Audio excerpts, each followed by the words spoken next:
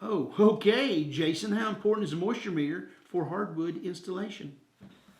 Probably the When we most lean back, well, you know we're thinking. Okay. Probably the most important tool you could have. It's as important as your nailer to nail the hardwood flooring Hey, down. and I'm going to interrupt just for a second Yeah. to tell you how important it is.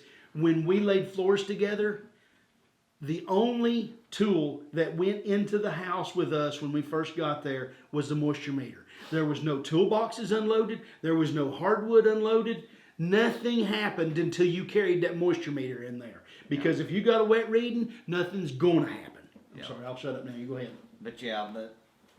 And if I was even hiring an installer, I would want to make sure they had a moisture meter. Absolutely. First thing we make our guys do when they go to the house, they go in there, they'll put the meter down. Because if you put that meter down and you're reading 20% moisture in your house, and that wood's 10%, we know what's going to happen. Right. You're going to have a bucked floor that you're going to be calling us about or whoever about You get calls, within 30 days. This floor's not any good. It's all cupped up, you know. So yeah, the moisture meter is the most important tool you could have for flooring. And there are good moisture meters and bad moisture meters. Any of them's better than nothing. Anything is better than nothing, but we recommend one if it's a pin meter to the longer pins because we want to read the middle of that subfloor. Right.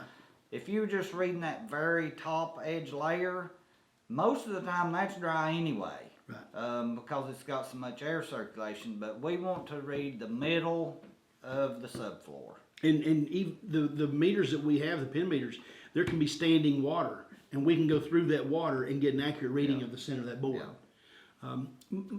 Almost any professional hardwood installer is going to have one. The reason for that is if he doesn't have one, he's going to have to buy a job occasionally because if he puts, Jason used the numbers, if that Or he subfloor, won't return your calls. or he won't return your calls, right?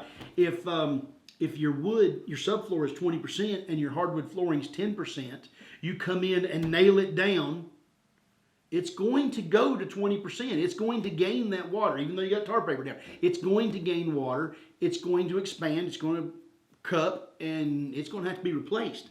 And we've had a few of those calls. We got blamed for it. This wood's no good. It swelled up. Well, yeah, it's going to do that. The other option that the installer has, he can bring the wood in and acclimate it. Well, acclimate means average it out. So you've got a 20% subfloor, 10% hardwood. Let it sit for about 3 days. Now you got 20% hardwood. Nail that 20% hardwood down. Turn your air conditioner on. Water gets sucked out. You're going to crack between every board in the house. It's not the manufacturer's fault. That's why we don't acclimate without a moisture meter. Okay.